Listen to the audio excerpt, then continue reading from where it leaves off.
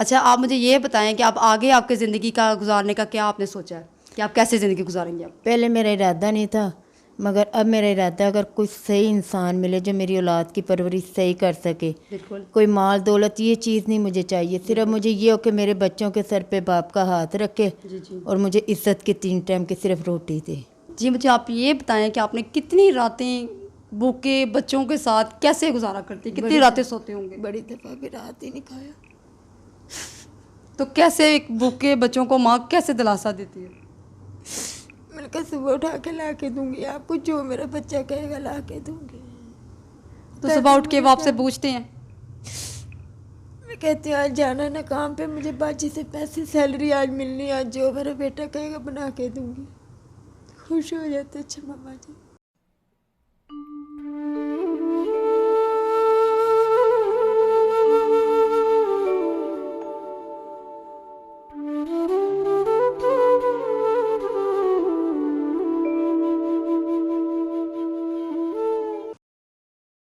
अस्सलाम वालेकुम नाजरीन, मैं हूं आपकी मेज़बान रुबीना मलिक और आज मेरे साथ एक ऐसी बहन है जिनकी एक ऐसे शख्स से शादी हुई जो पहले से शादीशुदा थे।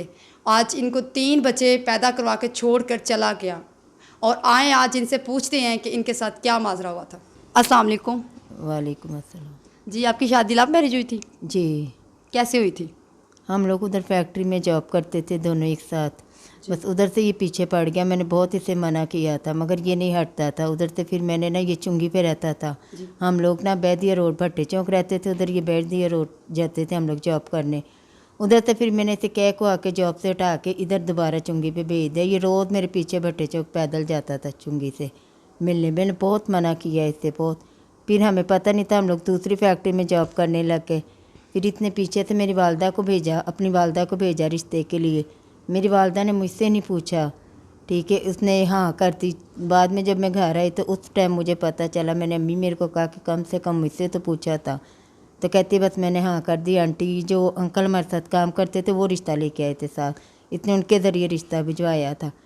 तो इस वजह से बाद में मैं बहुत अम्मी मेरे के साथ लड़ी हूँ, काफ़ी घर में हंगामा हमारे रहा। तो अम्मी मेरी कहती नहीं, मैंने करती है हाँ करती है, तब मैंने इनकार नहीं करना है। उसकी वजह से फिर हमारी बाकायदा मंगनी भी हुई है, इसकी फैमिली रिश्ता लेके आए, मंगनी हुई। फिर हमारी डेट पड़ी है शादी, जैसे धूमधाम से होती है सारी, ऐसे हुई है। जब शादी में रह गए थे 3 दिन, फिर अंकल ने जितने रिश्ता करवाया उसने फिर हमें बताया था कि लड़का ना पहले मैरिड है। तो अम्मी मैंने मुझसे पूछा, मैंने कहा अम्मी मुझसे कोई बात नहीं हुई है। मैंने कॉल की तो कहता है कि पहले मैं था मगर मैंने डिवोर्स दे दिए, बच्चे बीच में लिख के दे दिए। अच्छा, तो आपकी मम्मा ने जब आपसे रिश्ता किया तो आपके घर वालों से पहले जान पहचान नहीं की कि नहीं, क्यों? वो कहती थी बस अंकल लेके आया है। तो अंकल ज़ाहिर है जो हमारे साथ ही जॉब करता तो उधर इलेक्ट्रिशियन का काम करता था। तो कहती थी अंकल लेके आया तो ज़ाहिर है अच्छा ही होगा।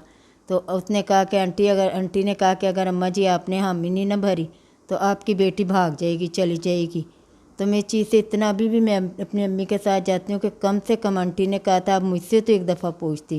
क्या ऐसी नौबत थी कि आपने इसके साथ भाग के नहीं जाना नहीं, था? मेरा तो शादी करने का इरादा ही कोई नहीं था, अच्छा। क्योंकि मैं अपने माँ बाप के घर में बहुत खुश थी, मुझे हर चीज़ के बिना ही मिल जाती थी। आपकी शादी होगी तो उसके बाद क्या हुआ फिर? फिर उसके बाद फिर इसने कहा कि नहीं मैंने बच्चे बीच में लिख के छोड़ दिए। फिर जब हमारी शादी, मेरे ससुर ने फिर हमें बाद में बताया मुझे कि नहीं वो ना हमारी बहू है, उधर बच्चे हैं। तो मैंने इससे पूछा तो मुझे कहता है कि नहीं हमारी शादी नहीं होनी थी, इस वजह से चली गई थी, मैं बना के ले आया, वकील ने ये किया वो किया, ड्रामे करने लग गया।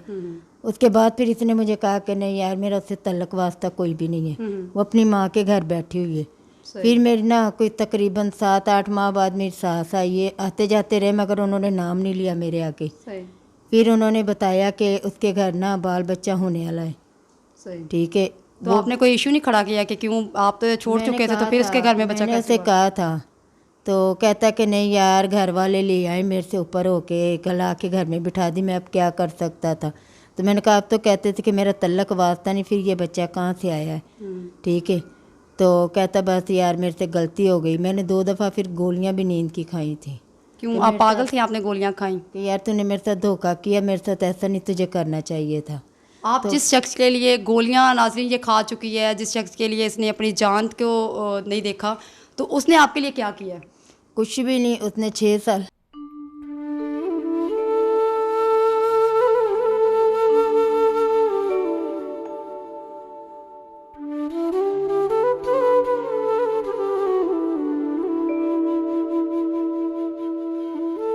चलिए आप टेंशन ना लें, आप हमें बताएं आपके साथ क्या हुआ था। देखिए आप टेंशन ना लें, मेरा आप बताएं माँ क्या का हुआ था। बहन भाई सारा कुछ मुझसे छुड़वा दिया। आपके बच्चों को प्यार करता था, खर्चा वगैरह देता था? हाँ, सारा कुछ हमें बिल्कुल सेट रखा हुआ था उसने। तो किसी फिर- चीज़ की कमी नहीं हमें उसने आने दी तो थी। फिर क्या ऐसा क्यों हुआ था कि आपको वो छोड़ के चले गए, ऐसा क्या हुआ था? बस वो उसने पैसे की हपस ने उसे पागल कर दिया। वो कहता है ये जो अभी तीसरी की है ना, पहले ये इससे उधार साथ जॉब करती थी, अच्छा। तो कहता था मेरी आंटी है, इससे मैं उधार सुधार लेता हूँ, मुझे दे देती है। तो आंटी कह के उसके साथ गैर तल्लुक रखे हैं उसने? हाँ जी, आंटी कहता था मेरी आंटी है, हमारे घर आती जाती भी रही है वो। तो आपने कभी पूछा नहीं कि ये क्यों आती है मेरे घर? तो मुझे कहता था सब आंटियाँ आती थी, ये नहीं आती थी, जो साथ जॉब करती हैं वो सारी आती थी। तो मैं इसको ये बाद में जब मुझे थोड़ा सा शक हुआ ना, तो मैंने पूछा, कहता नहीं यार तेरा दिमाग ख़राब है, मैं पागल हूँ तेरे जैसी बीवी छोड़ के और मैं अपनी हीरे जैसी औलाद छोड़ के। बाद में वो बारों बार उसने ऐसा ड्रामा रचाया, ऐसा ड्रामा उसने रचाया, आके उसने मुझे जब बताया, जब उसने। अच्छा, जब आपकी शादी हुई तो आप अनमैरिड थी या मैरिड थी? मैं अनमैरिड थी तो ये शादीशुदा थे? जी। शायद लेकिन वैसे यार बड़ी अफसोस की बात है कि इनके घर वालों ने ना इनके शोहर से पीछे देखा, ना इनके घर में जाना कि वो कुंवारे हैं या शादीशुदा हैं, लेकिन अपनी बेटी पकड़ के उनको दे दी। और बाद में देखे ये इज्जत में ये जी रही हैं, इनके घर वाले नहीं जी रहे। तो अब आपका गुजारा कैसे हो रहा है? बस जी दुनिया के घरों के झाड़ू बर्तन करके, वो भी सौ बातें सुनाते। जब मैं पीछे खर्चा मांगने जाती हूँ कि यार तेरे बच्चे इनको खर्चा दे, तो कहता ये मेरी सरपीड़ नहीं है, मैंने नहीं इनको खर्चा वर्चा देना, मेरा इनसे कोई तल्लक नहीं है, कोई लेना देना नहीं है। पीछे जाती हूँ तो मार कुटाई करता है आगे से। एक दफ़ा सर पाड़ दिया था, एक दफ़ा मार मार के नील डाल दिए थे। तो आपको मारता भी है, शिद्दत भी करता है आप पे? बहुत सारी गली को पता है। तो गली वालों ने कभी इशू नहीं खड़ा किया कि यार ये देखो गरीब औरत है, एक कमा रही है, घर में लोगों में काम कर रही है, अगर वो हेल्प के लिए जाती है, उसके बच्चे हैं, तो वो फिर भी कभी उन्होंने बात नहीं की आगे से आपसे? मुझे कहता है लो फलाना कहता है तेरी बीवी तो आवारा है, उधर फिर रही थी उधर फिर रही थी। तो उनको पूछती, वो कहते बाजी झूठ बोल रहा है, ऐसा चवल सा बंदा है। वो मुझे कहते कि इसे खुला लेके अपना किनारा करा और कहीं जाके, ठीक है ना, इसे छोड़ दे। जब वो छोड़ के ही चला गया है।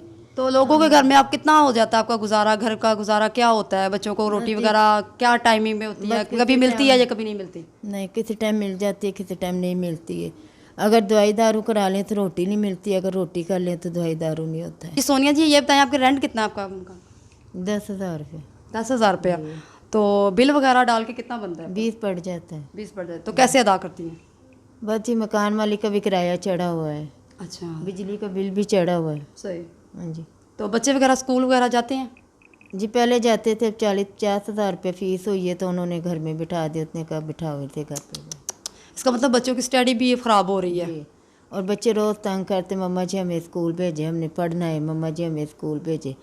अगर ऐसे कॉल करती है तो कहता है हिम्मत है तो पढ़ा ले, पढ़ा के दिखा, मेरे बगैर कैसे पढ़ाएगी। जी मुझे आप ये बताएं कि आपने कितनी रातें भूखे बच्चों के साथ कैसे गुजारा करती, कितनी रातें सोते होंगे? बड़ी दफ़ा भी रात ही नहीं खाया।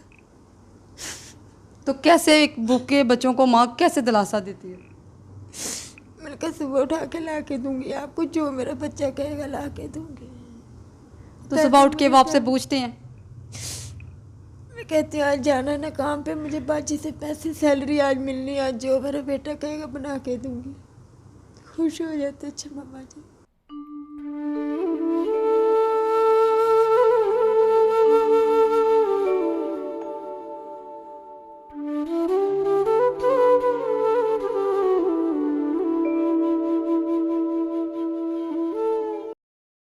नाज़रीन, जब एक माँ के बच्चे भूखे रात को सोते होंगे और सुबह उठ के दिलासे देती होगी कि बेटा सुबह उठ के आपको दूंगी, अगर सुबह भी खाने को ना मिले तो एक नाज़रीन देखिए उस माँ पे दिल पे क्या बीत रही होगी कि उसके बच्चे रात को भी भूखे और दिन को भी भूखे दिलासे देती है। चुप कर दें प्लीज़, आप परेशान ना हो, इंशाल्लाह हम आपके साथ हैं। हमारी ऑडियंस भी हमारे आपके साथ, हमारी नाज़रीन भी आपके साथ है। हमारे नाज़रीन बहुत अच्छे हैं, आपकी रोटी भी बच्चों को मिलेगी, हेल्प भी मिलेगी इंशाल्लाह, आपकी हेल्प भी करेंगे। आप टेंशन ना लें प्लीज़। हम गुजारिश करेंगे कि आप इनकी हेल्प की जाए और इनके बच्चों को खाने के लिए और रहने के लिए कोई प्लीज़ इनके साथ तावन किया जाए प्लीज़। अच्छा, आप मुझे ये बताएं कि आप आगे आपके ज़िंदगी का गुजारने का क्या आपने सोचा है कि आप कैसे ज़िंदगी गुजारेंगे? आप पहले मेरा इरादा नहीं था, मगर अब मेरा इरादा अगर कोई सही इंसान मिले जो मेरी औलाद की परवरिश सही कर सके, बिल्कुल कोई माल दौलत ये चीज़ नहीं मुझे चाहिए, सिर्फ मुझे ये हो कि मेरे बच्चों के सर पे बाप का हाथ रखे जी जी और मुझे इज्जत की 3 टाइम की सिर्फ रोटी दे। जी नाजरीन, ये कहती हैं कि इनका कोई अच्छा सहारा बने, जो इनको पैसे की लालच नहीं है, एक अच्छा घर हो, अच्छा कमाने वाला हो, तो इनके साथ बच्चों के सर पे हाथ रखे, इनका सहारा बने। तो प्लीज़ मेरी यही आपसे गुजारिश है कि प्लीज़ इनकी हेल्प भी की जाए और इनको कोई अच्छा जीवन साथी मिले जो इनके सच्चे ईमानदारी से जो इनके साथ चले और इनके बच्चों को अपनाए, क्योंकि जो पहले जो इंसान ठोकरों में लगा हो उसको दोबारा प्लीज़ दोबारा ठोकरें नहीं लगाते और उनको तंग नहीं करना। हम इनका नंबर यहाँ पट्टी पे देंगे, आपने अगर इनकी हेल्प करनी है तो प्लीज़ इनके रब्ता करिएगा, अगर तंग करना है तो प्लीज़ तंग नहीं आपने करना इनको, क्योंकि जो हालात में इंसान पहले तंग हो रहा हो उसको दोबारा किया जाए तो वो फिर बहुत डिस्टर्ब होता है। तो प्लीज़ अगर इनको कोई अच्छा सहारा मजबूत अगर आप लोग देना चाहते हैं तो प्लीज़ दीजिए, आप इनकी हेल्प भी करें। इसी के साथ इजाज़त दीजिए। ओके, अल्लाह हाफ़िज़।